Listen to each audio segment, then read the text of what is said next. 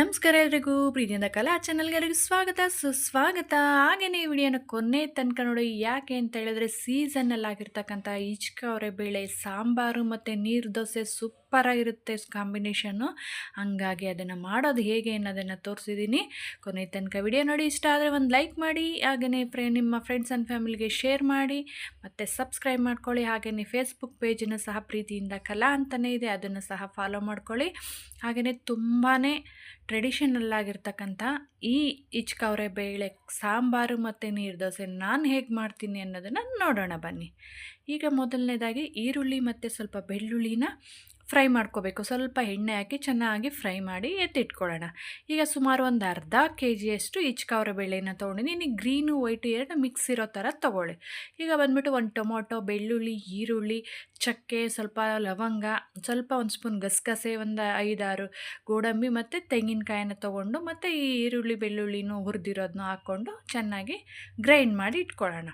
ಈಗ ಒಂದು ಪಾತ್ರೆ ಇಟ್ಕೊಂಡ್ಬಿಟ್ಟು ಅದಕ್ಕೆ ಸ್ವಲ್ಪ ಎಣ್ಣೆ ಹಾಕ್ಕೊಂಡು ಮತ್ತು ಸಾಸಿವೆ ಮತ್ತು ಕರ್ಬೇವಿನ ಸೊಪ್ಪನ್ನು ಹಾಕಿ ಚಿಟಪಟ ಅಂತ ಸಿಡಿಸ್ಕೊಳ್ಳೋಣ.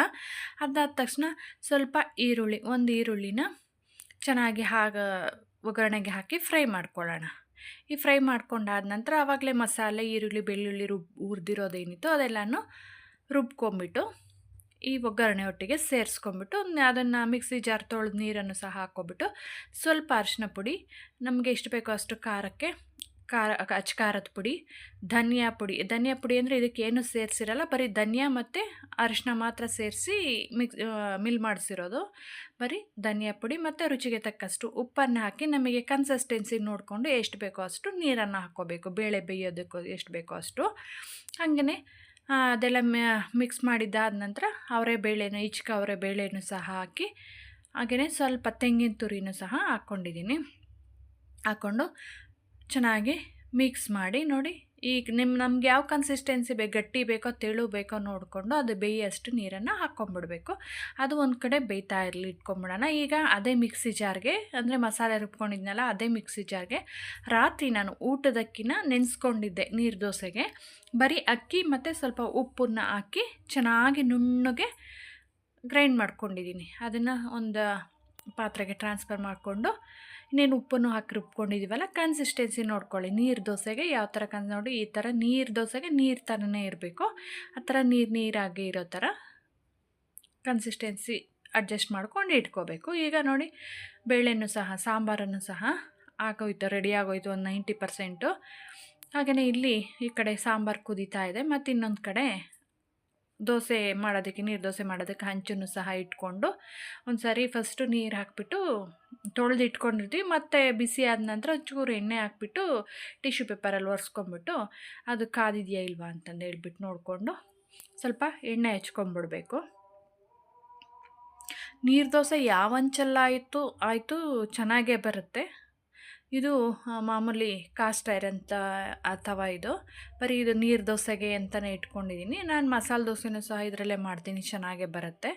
ಹಾಗಾಗಿ ನೋಡಿರಿ ಈ ಥರ ನೀರು ದೋಸೆ ಹಾಕಿದ್ದೀನಿ.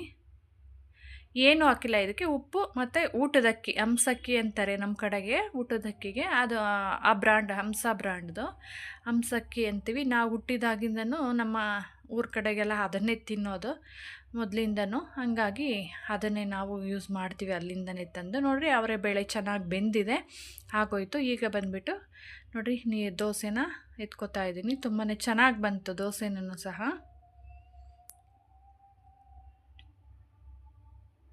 ನೋಡಿ ನೀರು ದೋಸೆ ಆಗಿರ್ಬೋದು ಅಥವಾ ಅವರೆ ಬೇಳೆ ಸಾಂಬಾರು ಆಗಿರ್ಬೋದು, ನೀವು ಯಾವ ಥರ ಮಾಡ್ತೀರಾ ಅಂತಂದೇಳಿ ಕಮೆಂಟ್ಸ್ ಮಾಡಿ. ನೋಡಿ ನಾನು ಮಾಡಿರೋ ಮೆಥಡು ಇಷ್ಟ ಆದರೆ ಒಂದು ಲೈಕ್ ಮಾಡಿ, ಶೇರ್ ಮಾಡಿ, ಹಾಗೆಯೇ ಚಾನಲನ್ನು ಸಬ್ಸ್ಕ್ರೈಬ್ ಮಾಡ್ಕೊಳ್ಳಿ. ನೀವು ಹೇಗೆ ಮಾಡ್ತೀರಾ ಅನ್ನೋದನ್ನು ಕಮೆಂಟ್ಸ್ ಮಾಡಿ. ಹಾಗೆಯೇ ಕೊನೆ ತನಕ ವಿಡಿಯೋ ನೋಡಿದ ಎಲ್ರಿಗೂ ಸಹ ತುಂಬಾ ಧನ್ಯವಾದಗಳು. ಹಾಗೆಯೇ ನೋಡಿ ಈ ಥರ ನೀರು ದೋಸೆ ಮತ್ತು ಬಿಸಿ ಬಿಸಿ ಅವರೆ ಬೇಳೆ ಸಾರು ಮೇಲೆ ಸ್ವಲ್ಪ ತುಪ್ಪ ಹಾಕ್ಕೊಂಡು ತಿಂತಾಯಿದ್ರೆ ಆಹಾ, ಅದು ಸಹ ಈ ಬಾಳೆ ಎಲೆಲ್ಲ ಹಾಕ್ಕೊಂಡು ತಿಂತಾಯಿದ್ರೆ ತುಂಬಾ ಚೆನ್ನಾಗಿರುತ್ತೆ. ನೀವು ಒಂದು ಸಾರಿ ಈಗ ಸೀಸನ್ ಆಗಿರೋದ್ರಿಂದ ಟ್ರೈ ಮಾಡಿ. Thank you for watching.